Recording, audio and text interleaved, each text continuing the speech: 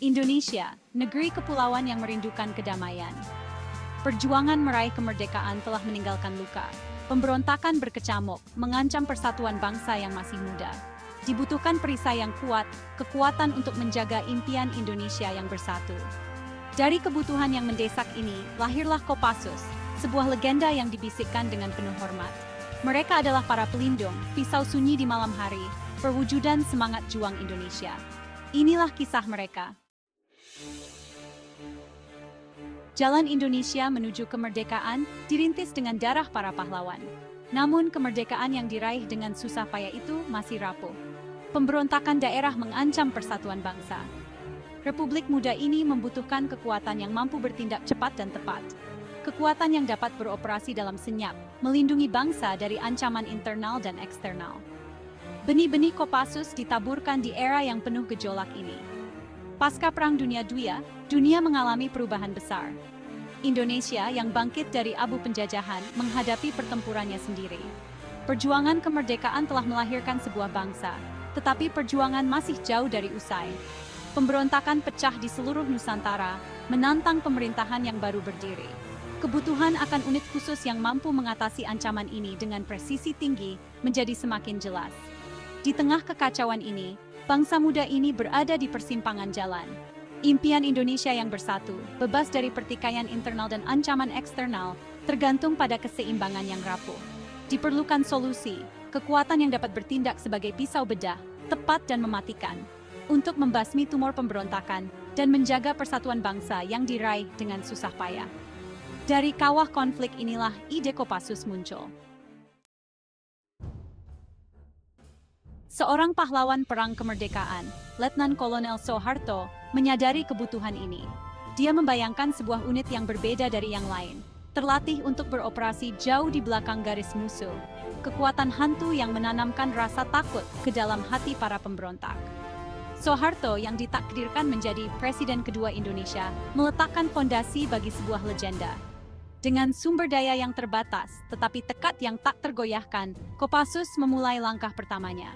Soeharto, seorang prajurit kawakan yang telah menyaksikan sendiri kebrutalan dan kekacauan perang, memahami perlunya pelipat gandaan kekuatan.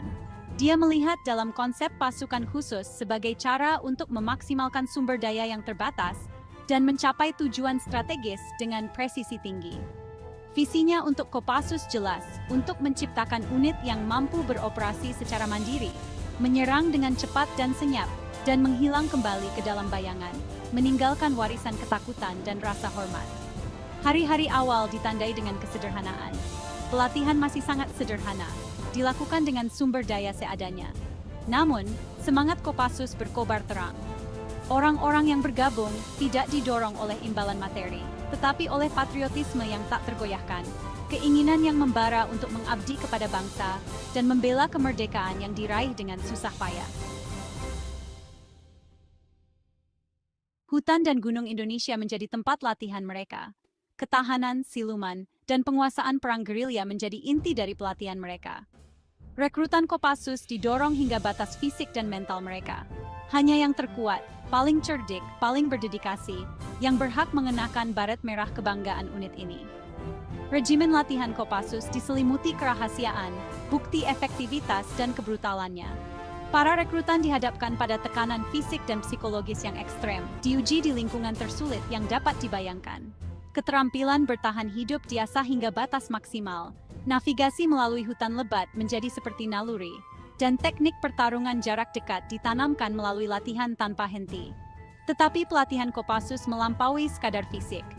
Para rekrutan ditanamkan rasa patriotisme yang mendalam, cinta tanah air yang berbatasan dengan fanatisme. Mereka diajari untuk beroperasi secara mandiri, berpikir strategis, berimprovisasi, dan beradaptasi dengan situasi yang selalu berubah. Kombinasi dari kekuatan fisik, ketabahan mental, dan dedikasi yang tak tergoyahkan inilah yang membedakan Kopassus. Bisikan Sang Harimau, legenda keberanian. Kisah-kisah tentang eksploitasi mereka mulai beredar. Cerita yang dibisikkan tentang penyergapan yang berani dan misi yang mustahil. Selama periode pemberontakan daerah yang penuh gejolak, Kopassus membuktikan kemampuannya. Serangan kilat mereka, yang sering dilakukan jauh di belakang garis musuh, membuat mereka mendapatkan reputasi yang menakutkan. Mereka menjadi simbol jangkauan pemerintah, pencegah diam-diam bagi mereka yang mengancam stabilitas bangsa. Salah satu kisah tersebut menceritakan tentang sebuah tim Kopassus kecil yang kalah jumlah dan persenjataan, menyusup ke markas pemberontak yang dijaga ketat. Tujuan mereka menangkap pemimpin pemberontak dan melumpuhkan pemberontakan. Bergerak seperti hantu di malam hari, mereka melewati patroli musuh. Setiap gerakan mereka adalah bukti pelatihan mereka. Penyergapan itu berlangsung cepat dan tepat. Pemimpin pemberontak ditangkap tanpa satu tembakan pun. Kisah lain menceritakan tentang operasi penyelamatan Sandera yang berani. Sekelompok warga sipil disandera oleh pemberontak separatis di hutan Kalimantan. Kopassus dipanggil untuk menyelesaikan krisis tersebut. Menyusup ke wilayah musuh, mereka melacak para penyandera selama berhari-hari. Gerakan mereka senyap dan mematikan.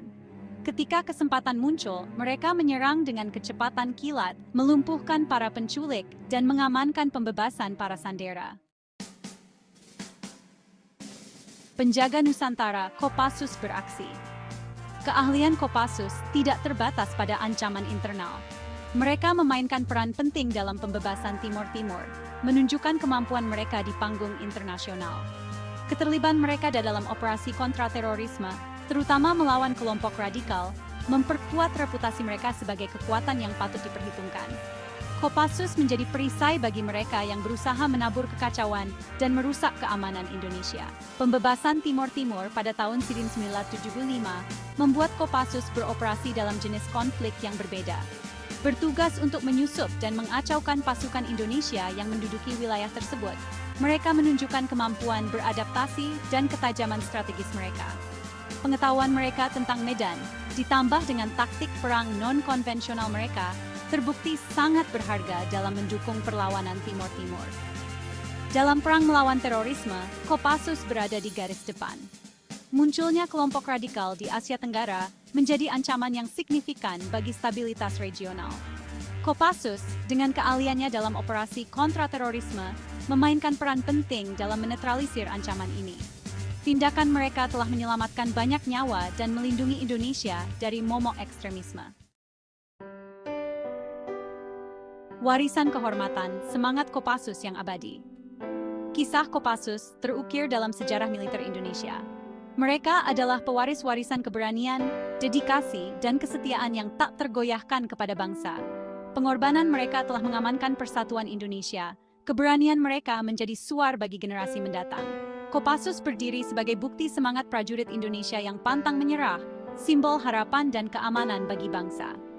Kisah-kisah tentang Kopassus lebih dari sekadar cerita tentang penyergapan yang berani dan tindakan heroik.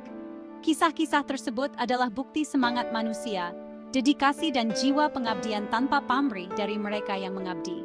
Setiap bekas luka menceritakan sebuah kisah. Setiap medali menjadi bukti kehidupan yang didedikasikan untuk melindungi orang lain. Warisan Kopassus adalah sumber kebanggaan yang luar biasa bagi rakyat Indonesia. Mereka mewakili yang terbaik dari arti mengabdi kepada negara, mendahulukan kepentingan banyak orang di atas kepentingan pribadi. Pengorbanan mereka tidak sia-sia. Tindakan mereka memastikan keselamatan dan keamanan jutaan orang. Kopassus hari ini, kekuatan untuk masa depan. Saat ini, Kopassus terus berkembang, beradaptasi dengan lanskap ancaman global yang terus berubah. Mereka tetap menjadi komponen penting pertahanan Indonesia, pasukan yang sangat terlatih dan lengkap yang siap sedia menjawab panggilan bangsa. Legenda Kopassus, pelindung sunyi Indonesia, terus menginspirasi, menjadi suara harapan dan bukti semangat bangsa yang tak tergoyahkan. Kopassus telah memperluas kemampuannya untuk mengatasi ancaman baru dan yang muncul. Perang siber, operasi informasi dan kontraterorisme tetap menjadi prioritas utama. Mereka terlibat dalam latihan bersama dengan mitra internasional, berbagi pengetahuan dan keahlian untuk memerangi ancaman transnasional. Masa depan Kopassus adalah masa adaptasi dan evolusi yang berkelanjutan. Mereka tetap berkomitmen untuk menjunjung tinggi standar profesionalisme, integritas, dan dedikasi terhadap tugas. Saat Indonesia menavigasi kompleksitas abad ke-21, Kopassus siap menghadapi tantangan apapun. Komitmen mereka terhadap bangsa tak tergoyahkan. Kisah Kopassus masih jauh dari selesai. Mereka tetap menjadi kekuatan penting bagi perdamaian dan stabilitas, tidak hanya di dalam perbatasan Indonesia, tetapi juga di seluruh kawasan dan sekitarnya. Mereka adalah bukti kekuatan abadi dari keberanian, dedikasi, dan keyakinan yang tak tergoyahkan akan hari esok yang lebih baik.